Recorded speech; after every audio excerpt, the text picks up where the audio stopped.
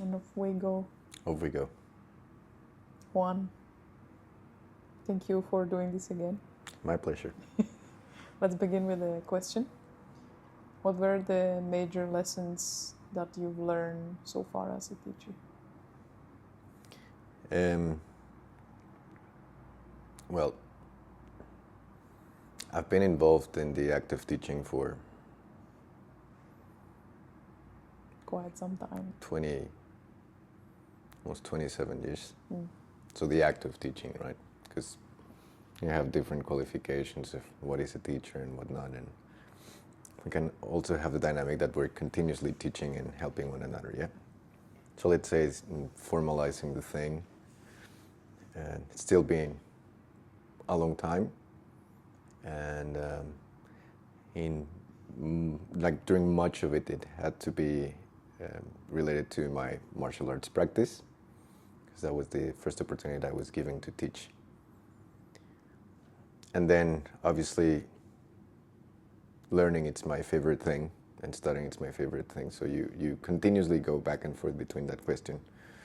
I guess in my whole career doing it, the biggest lesson was a reversal, if you like, in understanding that to teach is mostly a responsibility that you have. You become a vessel of sorts to being able to pass on not only information, but a whole process, and to support people in doing that. So it's not that we have this hierarchy type of thing when you have this title and a position. So you're celebrated and worshipped to some degree as a teacher, but mostly it's about you being of service towards others. So if your teaching is to support the growth and the development of others, and in many cases that's related to what I like to call a living chain. So lineage, you become part of that living chain of something that's much older, much wiser than all of us. And then in that sense, when you become a part of that, it's a question of saying, what is it that you can make possible for others?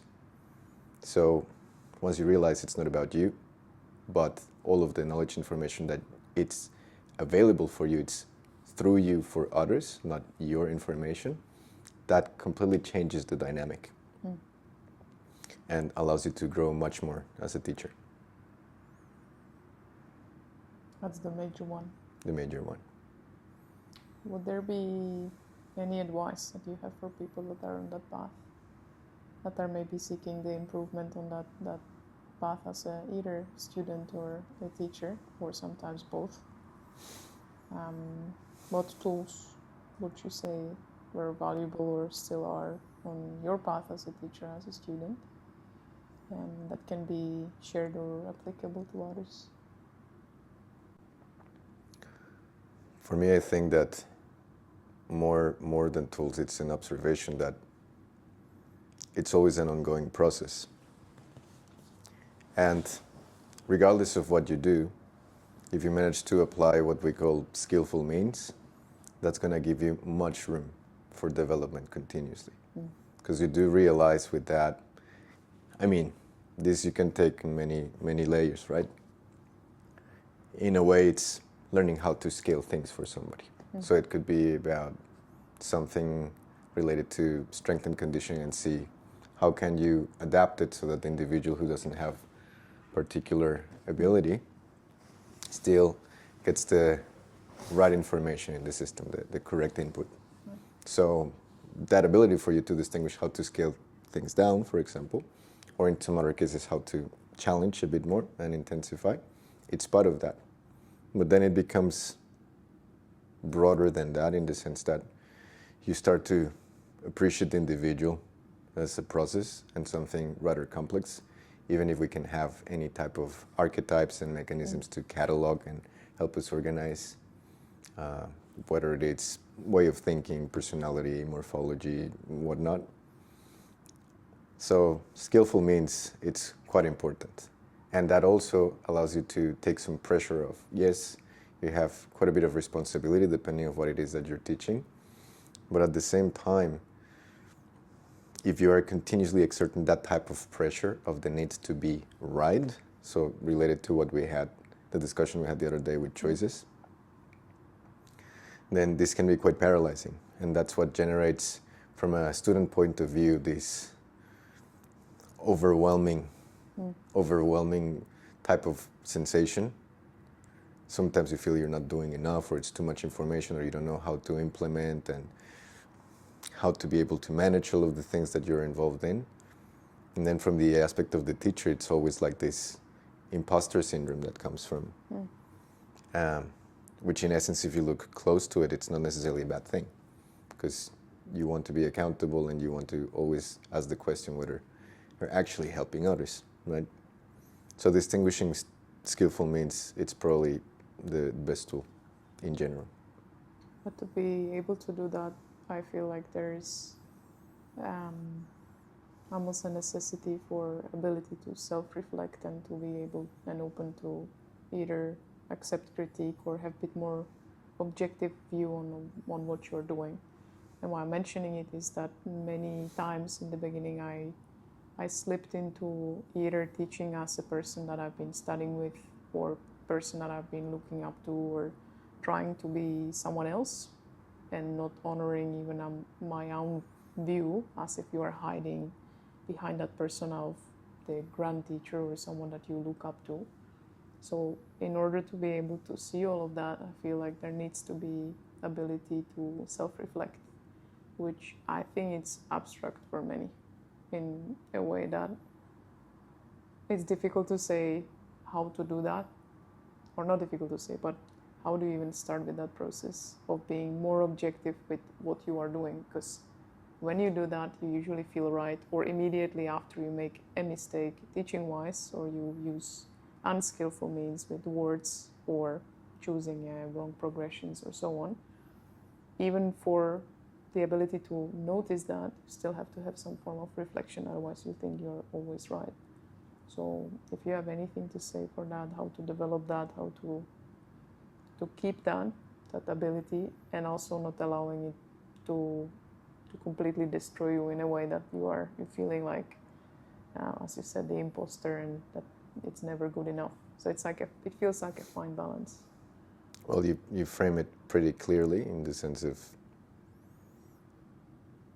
it's something that you have to refine and maintain all the time. So in the sense of observing yourself, like this type of reflection is basically what allows you to at least aim to maintain that perspective. And that extends beyond teaching in general. For as long as we're alive, you continue to have to observe what you're doing all the time, because we're interacting with one another, we're interacting with the world and their challenges and difficulty, which it's prime matter of development for sure. So you're continuously observing yourself, and although you can have references and North Stars that guide you towards the human being that you wish to be, it's an ongoing process, right? It's lifetime. Embodiment, it's lifetime. So it is something that just dictates how you interact, and this ability to observe and understand and hopefully work towards placing yourself in a position that nothing escapes you in that sense. You still have to deal with everything, but nothing escapes you. And then allows you to have a broader, more open perspective in the interactions that you have with everyone. Because it's more about being able to perceive that first in yourself, and that also allows you not to extend things to the other when you are interacting, and not to take things personal. In that sense, it's not that you have a plethora of information and you have every single possibility written down when it comes to teaching any system, any modality, but you aim to meet the individual right there. And in that particular moment, if you manage to interact from that position, there's going to be less of that process of you filtering the information and what it's pulled out of you as a teacher from your own bias, which it's almost like by definition a state of being. We would always color things one way or the other, but we're aiming for that, right? And you know it fairly well. There's an interesting aspect of that because absolutely I've noticed that myself all the time when I've been teaching, that at some points I will be in class or an event and I say something, I go like, whoa, that sounded exactly like insert the name of any of my teachers. So we're always molding, like that's, you know, when you're a kid, you grow up, you pay attention to what your parents are doing, right? Yeah. So you always take the examples of your environment. So in a way, there's something that promotes separating from that you go like, no, you have to have your own voice and not just become a Xerox, like a copy of your teacher. But at the same time, when you consider this aspect of a living chain, you start to realize that wasn't your teacher talking. It's something else. Yeah. It's something else.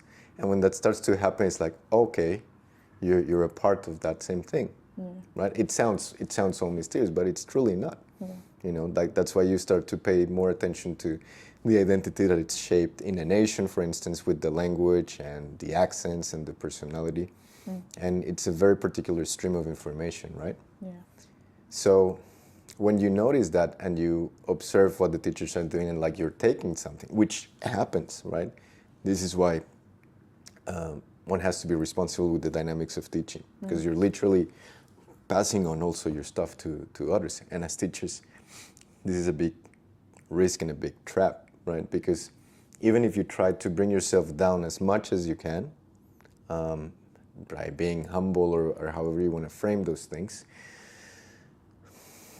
your students and the people who listen to you, not all of them, but quite a few, can project this need of admiration and all of these ideals, and so you have to be aware of those things, because if you're not, then you're going to have an effect in people's lives that perhaps it's not desirable for what you're doing, right?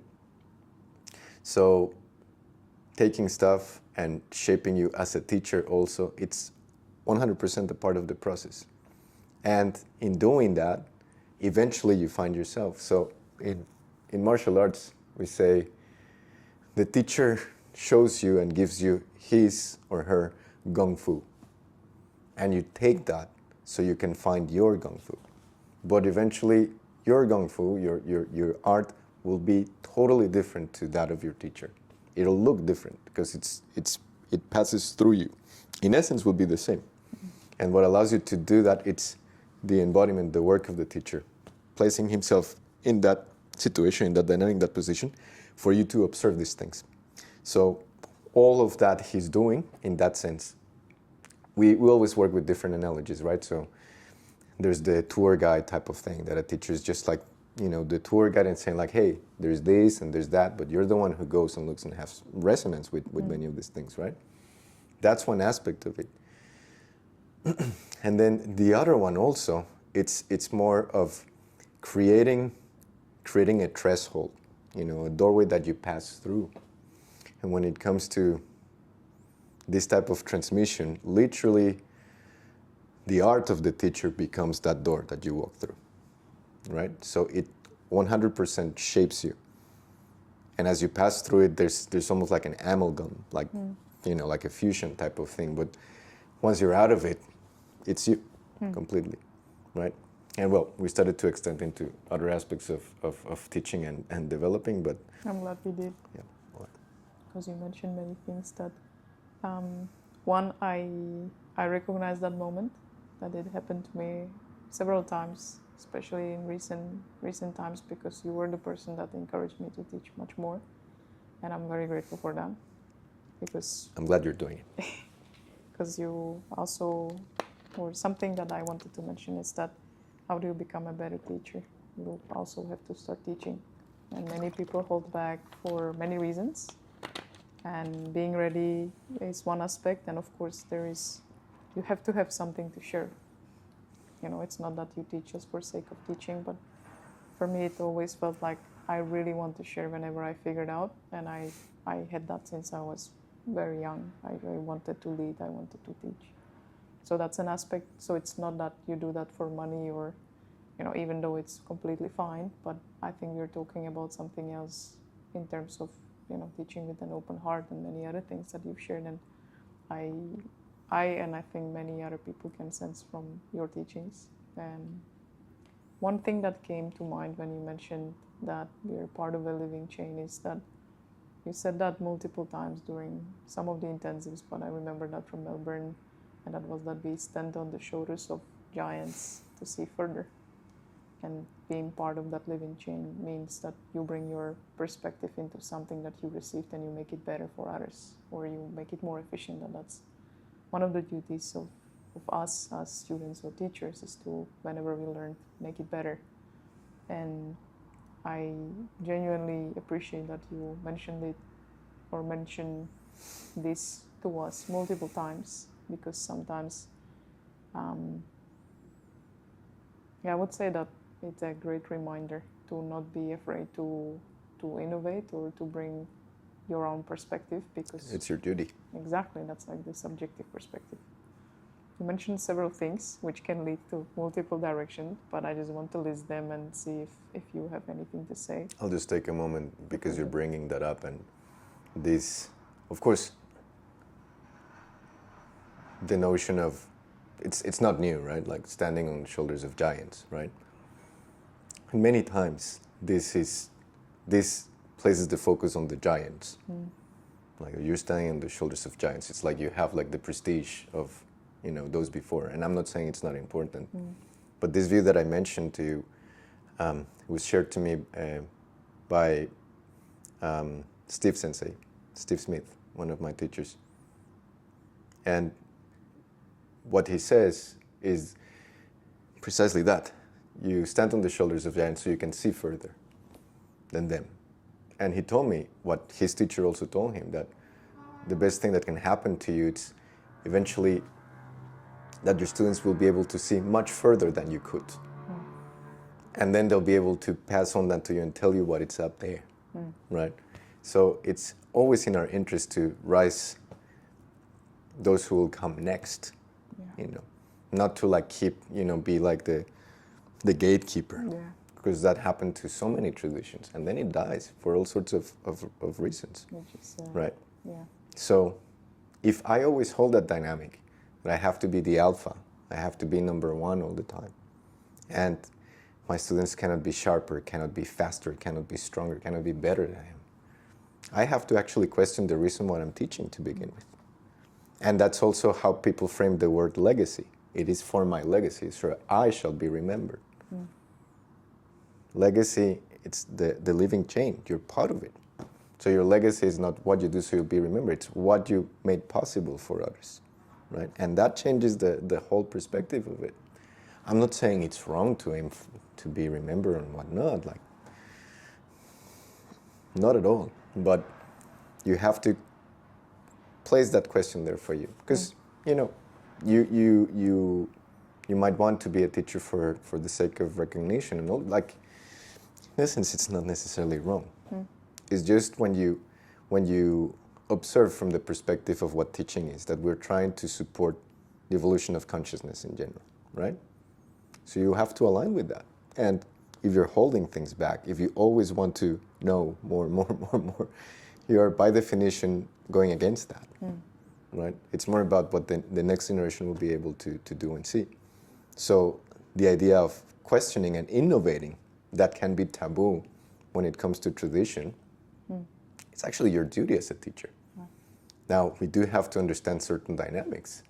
And when you understand them, so you go through that process, you understand the basic principles that initially, if you don't have the perspective, might seem completely backwards, right?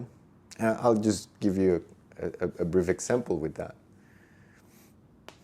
If I've done something and it took me 1 year, then I'll aim to think of all the variables and adjustments possible in the teaching dynamics so that it'll take you 6 months or a couple months or however, right? And we're aiming to speed this up. However, the speeding up process many times comes at the price of watering things down. or trying to skip certain aspects. So it's an interesting dynamic to see how is it that you can improve in a way. But then it can take you always back to the same point and say, like, there's simply things that cannot be accelerated. Right. There are steps that you cannot skip. So then the whole question in improvement might change. There's still quite a bit of room for innovation in that sense, but also let's not be, fools. There's nothing new under the sun. Everything has been done 1,000,000 times. So it's more from the perspective where you find yourself in time and culturally, that you then consider what are the contributions that I have nowadays compared to the challenges that we have. Yeah. And that's why I always give you guys the example. I can take precious teachings from 500 years ago, and if I try to do that by the book, I'm missing a ton of information, so it might not work for me anymore, right? So you have to consider that. We don't have the same dynamic. The body's still one, but it's a very, very different state. Times. Yeah. A lot of separation. And then also, clearly, there's not as much suffering.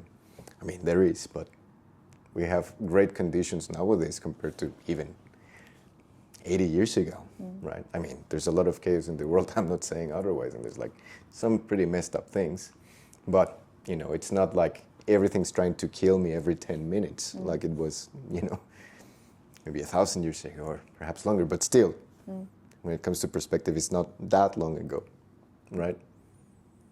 But on the other side, if you take something like dependent origination in Buddhism, I tend to believe, and I might be completely wrong, but I tend to believe that that whole aspect becomes much, much, much more challenging when you see how we're bombarded with information and stimulus. It's like very different different world. Yeah. So of course there's room for innovation. Of course there's room to question. And that doesn't mean that you are being, a heretic and saying that in the past they had no clue or like they didn't know what's up, like nothing at all. Or adjusting to what is happening and Absolutely. also seeing the challenges of these times. Yeah. Yeah. One thing that you mentioned in terms of teaching has been, and it feels like a thin layer and a dynamic that you intentionally have to set, and that is precisely what I just said, the dynamic with the student or student-teacher dynamic. Student-teacher relationship, student-teacher, probably relationship would be the right term I'm looking for. And we discussed that there are multiple ways how to approach that, that there are teachers that don't have any emotional engagement with the students, that come, teach the class, leave. And there are teachers that, are trying to build a community, are friends, and there are very different boundaries in terms of what you discuss with them. There is different dynamic with someone like your uke or uchideshi who is part of your family, and that you see 24/7, and you also see the ripples of the teachings, and then with the students that you see once a year. So my question with that would be more recognizing, and again, I pretty much know the answer, but it's just mainly more opening the discussion with how to set the boundaries, because I myself went through many stages with that, especially in recent 3-4 years. Also recognizing and being more open with how much I'm changing, and that I'm trying to make it a point that I'm a student in the first place, and I'm learning a lot from those interactions, and that led to changing that dynamics many times. So from your end, I've experienced the consistency and observing you with the guys that you were teaching for a long time, but also how you guide the groups and the intensives and myself. Do you have any either insights how to set the boundaries or what to consider? Because I think my main issue was that I didn't consider many things. And in many ways it was more my personality and subjectivity being in a way of having that direct relationship with student teacher and honoring that, because many people cannot separate from now and we are in this role, so we're having that clear communication, and then it gets almost hijacked and colored by the emotions and different things getting in a way of expecting that friend wouldn't tell me this or the other way around. So if you have anything to add or share with that. Well, firstly, it's whether you're framing the position from something that it's affecting you teaching, or whether it is in terms of what is the skillful way to interact with different type of students or people that you're sharing and teaching with, because they will be slightly different. I cannot say that there's the optimal ways to have that degree of separation. It's just a personal choice. Yeah. And for some people it works really well, for some others not at all. So that is something that you need to recognize in the sense of what comes naturally and what do you also prefer, right? So some people who teach like to completely avoid any type of interaction beyond teaching, in the sense that they don't really know anything about your private life, or or you never spend time outside of class, socializing or running events, in the sense of going to see a show or an exhibition, or eat together, any of these things. But at the same time, that can also be, if you exert it to the extreme, that can rob you from having a bit of perspective and resonance with the people. So even if you notice that in your personality you don't like to do that, just purely from being more of an introvert or whatever, perhaps it's still useful to understand that proximity a bit more, right? I'll give you a basic example. I spent a long time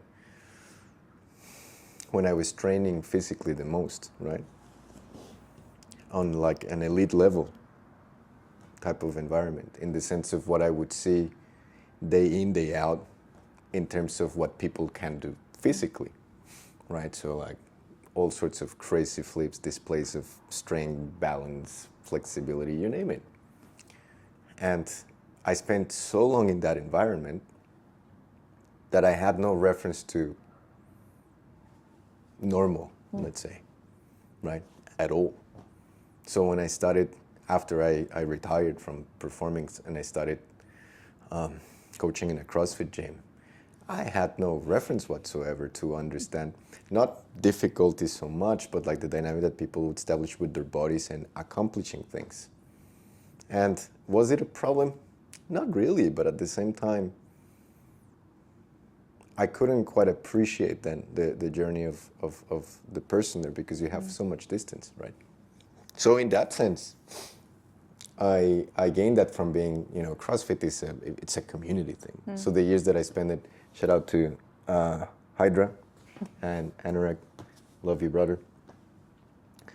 That taught me a lot about, it was like the first time you have like the Christmas dinner party and whatnot. I like all of those things, and I don't drink and all of those things. So, but it's important to go through that process.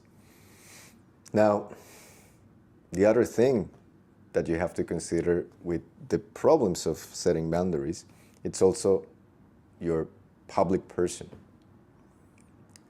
status, let's say. When you create this identity on social media and you present yourself in a particular way, guess what? Vast majority of people are going to think that's who you are, right? You have a shtick and a persona that might be like what fighters do. People are going to think that's who you are. And also what happens with that is, if you make your whole life public, people are not going to have a sense of boundaries at all. Yeah, precisely. So, nothing wrong with that. If that's your thing and you enjoy showing people everything on social media, from waking up to, your personal finances, your relationship, your family stuff, your sickness, and all of this, I'm not saying that cannot inspire people, certainly. Who am I to know? But if you put your public life out there and you expect to have privacy otherwise when you're interacting with the students, there's conflicting information there. So that's another thing. You can just simply exert that by how you position yourself and present yourself like that. Now, there's an axiom that it's not necessarily an axiom, it's like a saying that I don't necessarily agree 100%, but mystery conveys respect, right? So if you don't talk much about stuff and about others in that sense, unconsciously some people will respect that, right? So I do value my privacy quite a bit, and at the same time, those who come to the events, or even sometimes when I'm teaching, like you see my daughter, right? So it's not that, there's that like extreme, but it's something that you have to consider, right? You offer the hand, they take the arm. There's a saying also. So be conscious about that. And also ask yourself if that's the dynamic of teaching that you want to have. Some people thrive on proximity, and they develop an ability to establish such trust with others that they can help quite a bit, right? 100%. So if the boundaries and establishing them, it's something that's affecting you because you do realize that there's no clear cut when it comes to you interacting with people and then people not respecting your personal space, you have to pull back a little bit and consider how is it that you are presenting yourself out there, right? And start from there. And then the other thing that you have to understand that you mentioned with the different types of relationships and dynamics is that these things go back and forth, right? You always should have a sense of responsibility when you're teaching, but you also have to understand that you cannot control everything, and you cannot babysit everyone. So we go back to intention. What is the intention that you have, right? When I put information on a clip on the internet, that might be seen by someone who I never meet in the flesh at all. But if I'm aware of the potential of that information, perhaps even being detrimental to someone, I won't be able to completely control that. But the intention that I have when I film these things and I put them together is that it's of benefit, right? Might not be, because stuff can happen, but my intention is such that whatever I put out there, I'll do it with this notion of wanting to be of benefit, of service towards others, right? Might be delusional, but at least it's guiding the dynamic there. It's then very different when I meet an individual for a weekend. Then there's, okay, at least I can see your face, right? I might never see you again, but I still try to operate that way. And that the fact that you chose to come, I'll honor that, right? And I'll try to give you my best within the 16 hours that we'll be spending time together. Then it becomes very, very different when people start to establish a process and trust, right? So different type of responsibility. And very, very different in your case because you're part of my family, right? So I have to address and mention other things that I would never discuss with, some person on a comment section, right? Nothing wrong with that, but it's completely different. If you do not understand that for what it is, right? Because it can be seen like, oh, you're like in the innermost circle, right? And then like you're in the inner door, and then like you the outer rim, and like, oh, like that's kind of bullshit in a way, right? It's not like a prestige type of thing that makes you better. It's more from the perspective of the teacher that you have more responsibility and more responsibility and more responsibility, right? And trying to honor that. So it also changes if you see like the different words that are used in these dynamics, right? Like the word shifu, it's father, right? And for that, it's, you look after the person, Like way back in the day, if we go to those romantic times, like yours, Shifu, would you messed up, he would literally fight for you, like literally, right? So it's a completely different dynamic. I'm not saying like, yeah, like that's delusional and like stop being so backwards and whatnot, but you also have to place yourself that question. If somebody is willing to listen to you and put their time, their resources, their energy, because they believe in what you're doing, you must honor that. So it's a big duty, it's a big responsibility, right? And it's up to you to determine how you interact with the different types of students that you have. Always hoping for the best, right? Just not like, oh, I'll just put this grenade on the table and it's not my problem. Yeah, sure, like you can do that. Maybe it's hilarious, but I choose to approach it that way. Again, might be wrong, but that's what's helpful because I cannot control anything else. I can only control my intention, that's it.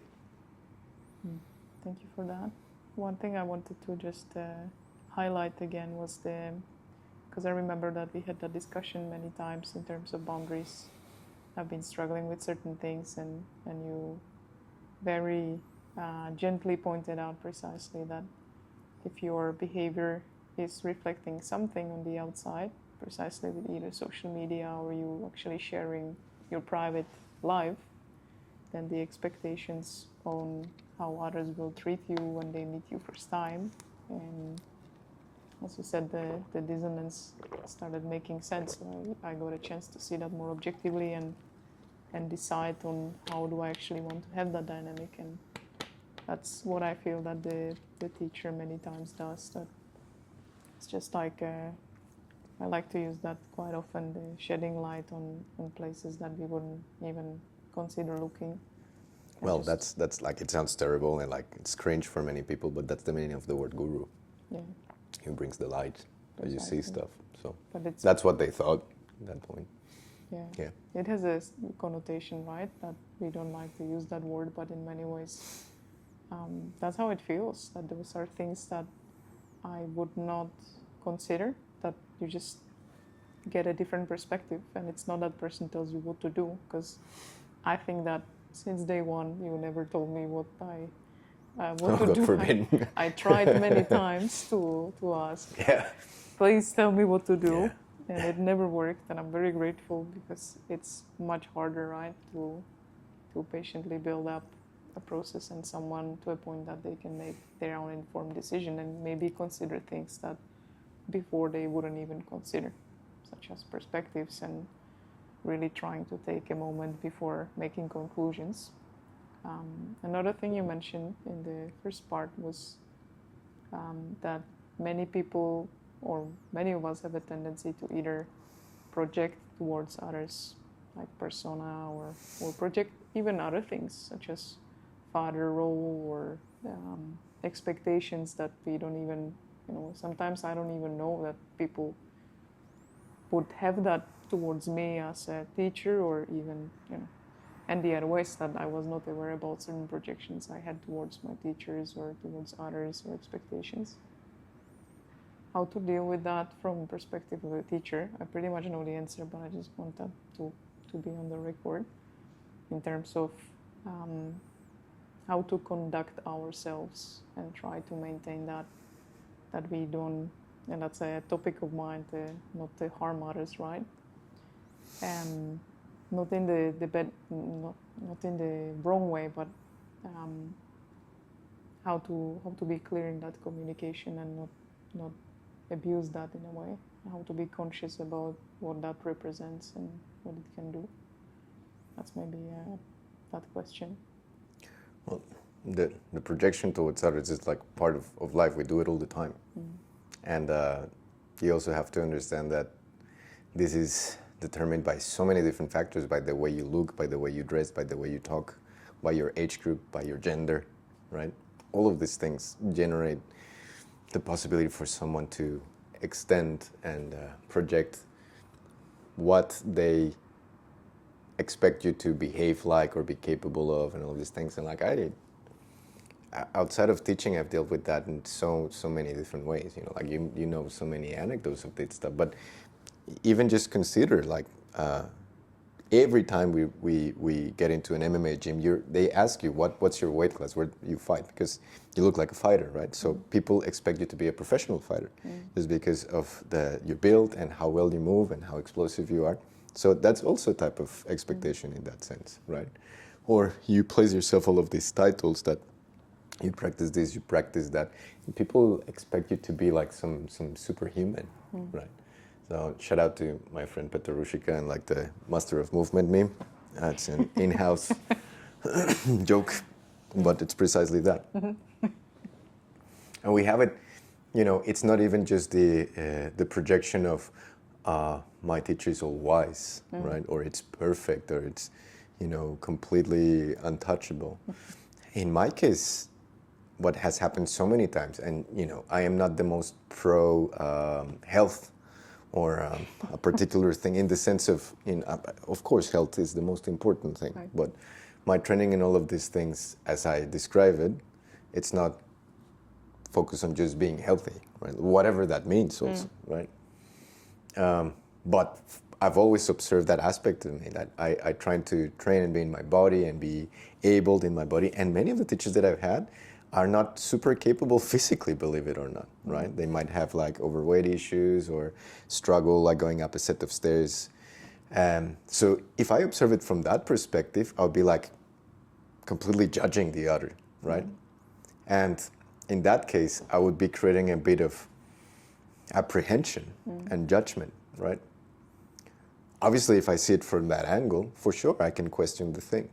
But you have to extend a bit beyond that and truly understand what is the actual dynamic of learning there, right?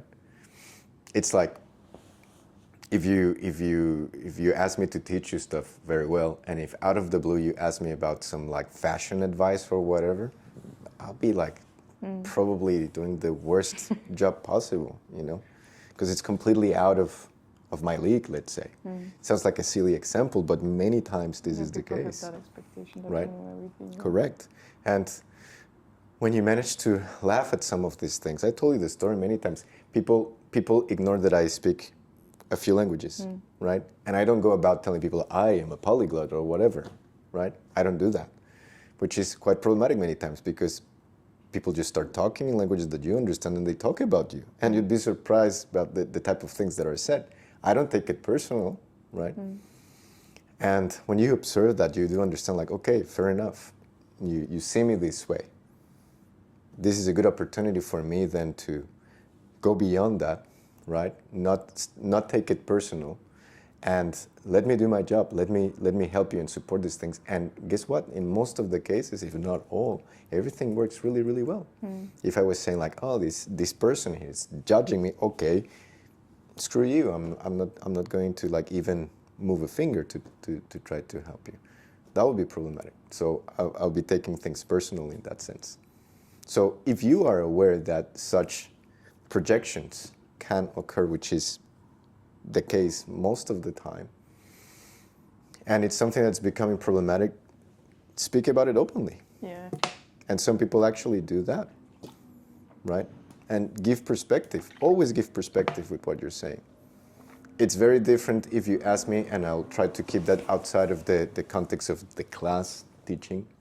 If you want to ask me for my opinion on any type of issues, it's like a subjective I'll discuss that, but you shouldn't take me as an authority. I do respect the fact that you respect and value my opinion, but it's not that because in a certain dynamic, I am the one who's like leading a process of learning. It doesn't mean that I have the answers with everything else. Yeah, 100%. And it's as simple as stating that. And guess what? In some cases, it's something that you must probably do Multiple day in, day out. And like if you have a cult dynamic occurring, right? And people start to worship you, like, guess what? You're gonna have to end up working with that and creating like the you know, like the thing that it's recited before every single class. Like sometimes you have the commandments of things, then it happens.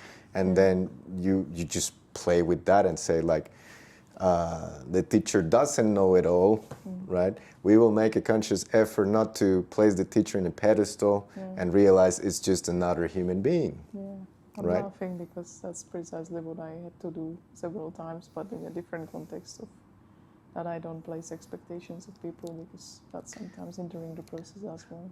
At the end of the day, it's not a bad thing to inspire others. Right. It's not a bad thing to generate, admiration, and that people appreciate what you're doing, what you're sharing, what you're saying even, right? And guess what? Sometimes people hold on to these things in ways that they might never have the full picture of what a being did, and still have a tremendous positive impact in their lives. As a matter of fact, if you manage to see the full story of any historical figure, there would be questionable moments, because we're all human, and you pass through all sorts of these things. But we hold the beautiful line of the story, and like the epic moments and whatnot, and we hold on to those things. So at the end of the day, when you do realize with the whole harm type of thing, guess what? You can conduct yourself in the best possible way and still be the villain in someone's life. Right. All the time. You have to realize that. If I have the intention to help someone and pay attention to every single one of my words, so I don't say anything that it's spiky at all, and I try to, cover everything with bubble wrap, that still can be devastating to a human being, because you know fairly well that you can say something, but someone's going to listen and it's processed in a completely different way, right? So the minute you observe and accept that, it becomes easier. You don't have full control of it, never will, but it becomes easier. Thank you for that. It's always a nice reminder, because one thing is, of course, like we're sharing stuff that I've been discussing with you in the last few years. So I hope that it's going to be helpful to others as well, because that Certainly, hope so. always goes from both ways, or us placing that expectations on what others supposed to do, or how things should be, or how things should go, which I think it's one of the major lessons for me in the last few months, and one of the many gifts of actually living daily and having a chance to reflect on certain things that are occurring in daily life, because before it was a very separate thing that I considered practicing something else. It has a very different meaning now in terms of what is living life, right? And the daily joys of actually seeing yourself and experiencing yourself in situations and learning about yourself. You mentioned, I'm not sure, I think it was in the first part as well, because I made like 3 mental notes, because it was very rich what you shared. And it's precisely this, that we always have expectations, and that we almost hold on to those expectations in terms of how things should be, instead of experiencing the way they truly are. And that usually generates a lot of friction, and then you can call it whenever, either suffering or discomfort or change of mood. Again, I pretty much know the answer, but it's just something that I want to bring up and maybe share your perspective on how to work with oneself throughout the day. Because I myself personally only recently started observing the changes from what I do formally, in terms of creating more space, either through mental skill training or just having some formal practice of contemplating or sitting or concentrating, journaling, and of course I'm very fortunate to have immediate feedback and living around your family. But if you have any insight into, and I know that that's something that you are sharing through, especially now through all the Qigong that has been, I think, for many of my friends and co-students, very life-changing, I dare to say, or at least for myself. Being able to notice the emotional changes that arise, especially from those projections or expectations, or how habitual our reactions are, how easily we change the mood, and how much we are influenced from the outside factors, rather than remaining in that stillness or that neutral state that you are just able to be with things. So if you have any insight into how to start that process or what that process is, because for myself again personally, I would say that that space between, me getting offended or having assumptions and then just letting that create the full story that then completely crashed with reality, which ended up me again suffering and then changing mood for the rest of the day. And that time definitely changed. The same thing with the internal mood, that I don't feel like I want to be anywhere else for quite a long time, and that has not been the case in the past. So if you have any insight into that or anything to share on that. Well, you mentioned many things. First, with the whole expectation and plan and all of these things. Which is great. Right? Just consider what happened on the weekend. Yeah, it was great. And the words said, this is it, learn, be better. Learn and be better, learn and be better, right? Consider the whole thing. Then, with what you're saying, when, depending on where you find yourself, right? So let's say Western world, right? Where for the most, we don't have, or as much, arguably, as some other places, this notion of contemplation and silence, right? Often what it's required for people to choose to step in that is a type of separation, in the sense that you must create a story and a journey. Like you go to Asia, right? Like you go to Thailand, or you go to China, you go to Japan, you go somewhere exotic, right? Or even you go in nature, right? You do a 10-day Vipassana, which is excellent, right? But you remove yourself from the norm. So there must be this journey, right? You have to go somewhere else.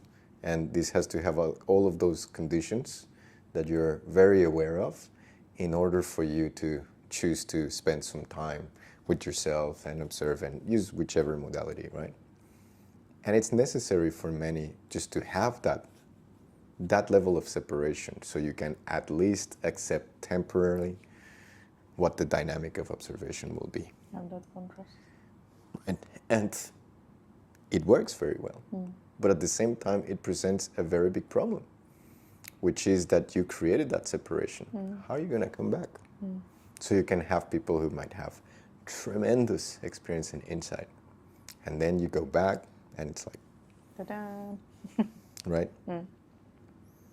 So what we try to do, again, is just work that we are doing. You cannot claim that it's, the ultimate or whatever, but it's just being aware of this problem.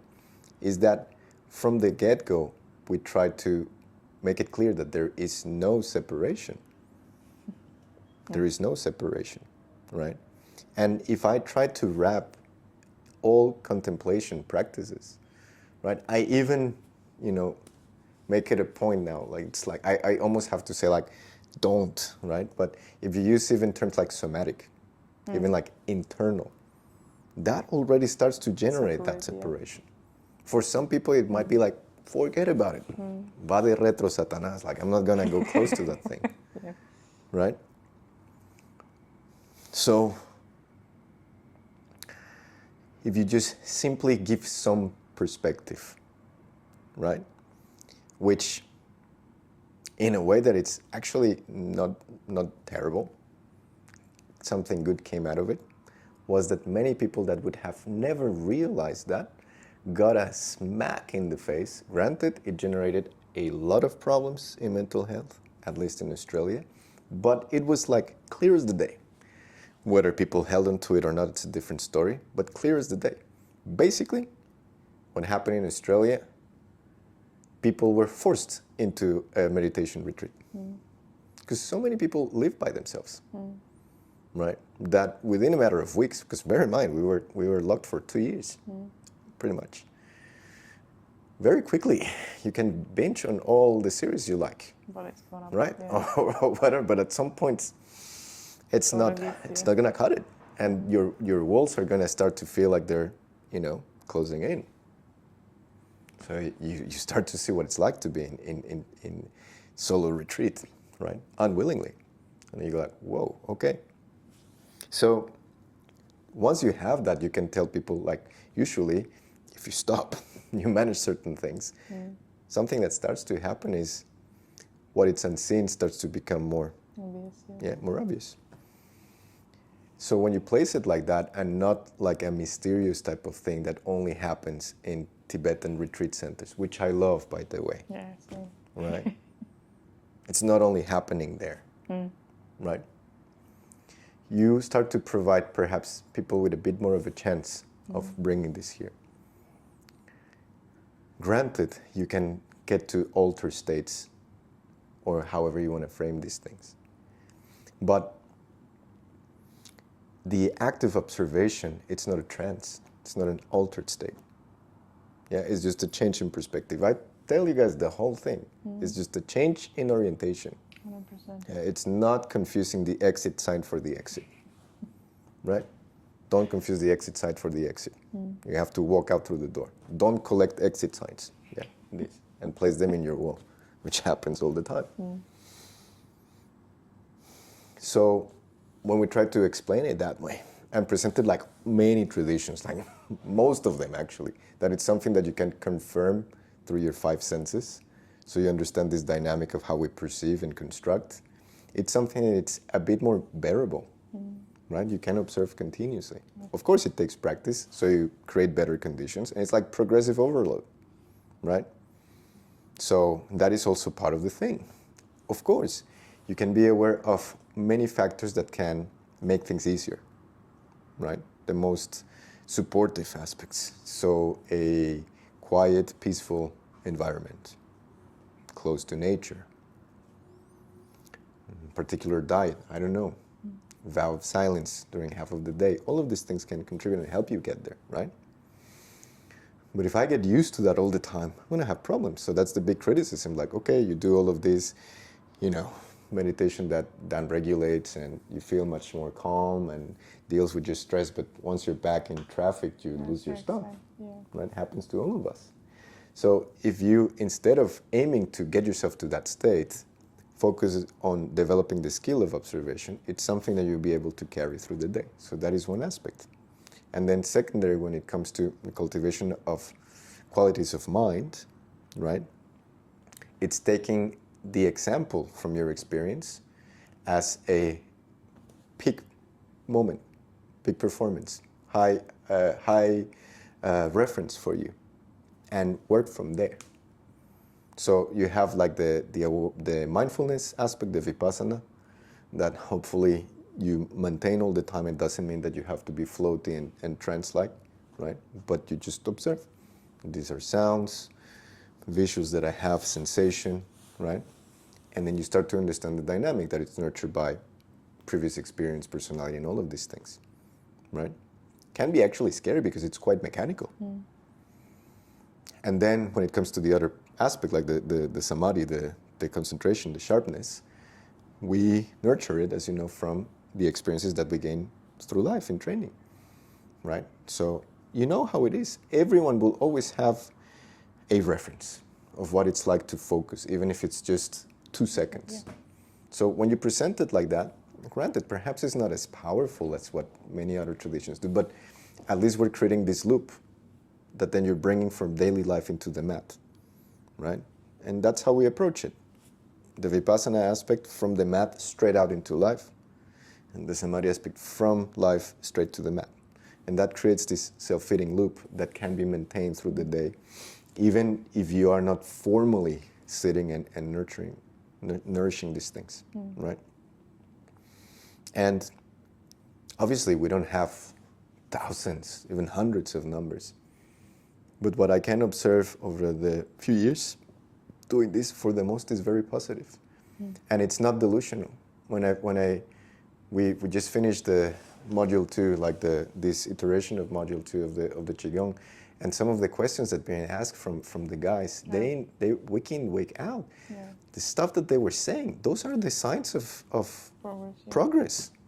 You know, people presented it some sort of problem, but those are the signs of progress. So when they tell you that, you know, as opposed to like some nice experience. You see like, whoa, like this person is actually doing the work. Yeah. And that's excellent, right? So it's a living process, you know. As we go, adjustments will be necessary, of course. But that's the premise, you know, to realize that there is no separation, right? No separation at all. And of course, if you have a different goal, different focus, perhaps you do realize that there will be some lifestyle adjustments that are required, right? So you become a monk, for example, right? You adjust the external And then you adjust the external environment. Everything, Exactly.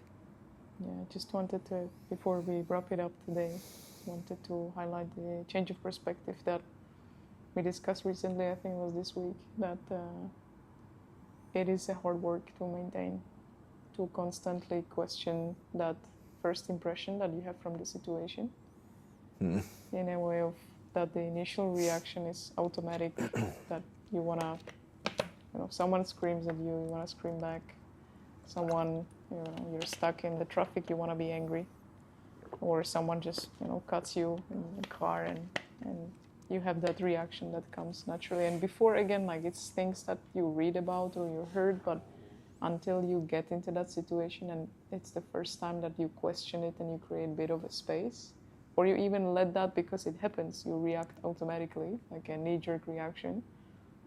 And then I still remember that, and it is magical for me to have that moments of seeing myself and having an option to even start a process of questioning or trying to bring it. It's almost like a creative process of bringing different perspective of why could that be, rather than just the one that I think it is.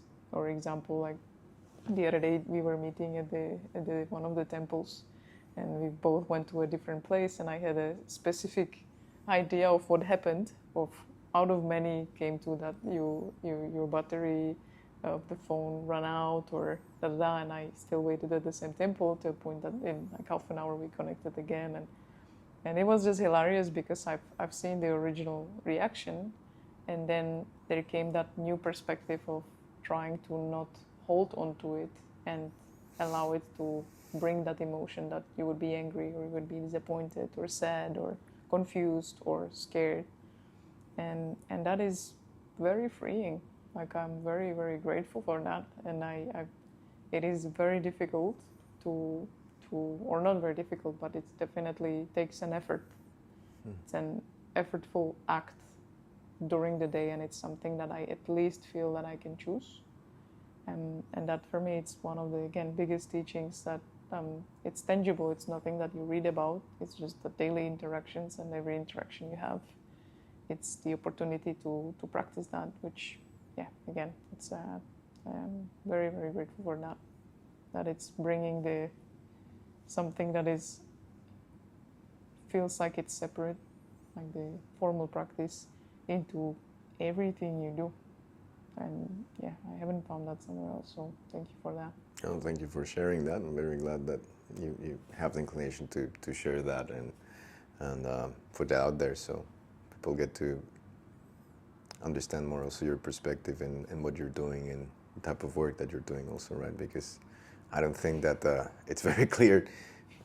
Like, obviously, you know, we just started to make this and try to share a bit more the perspective of the work that we do. So I'm very grateful that you choose to say that and share that also, and take the initiative to film these conversations and put them out there. So many thanks to you. Only cartwheels and shadow boxing. There's nothing wrong with cartwheels and shadow boxing. It's not, I'm joking, but it's just what you mentioned. Right, Juan, thank you so much. Thank you, Adri. That you guys find it valuable, and if you have any questions, just probably email us, because I think we don't have the comment section. No. So you can just email us at Cora Movement School. How do you say Zabinach? At gmail.com. gmail.com. Nice. Czech people understand. Thank you for your time. Thank you, guys.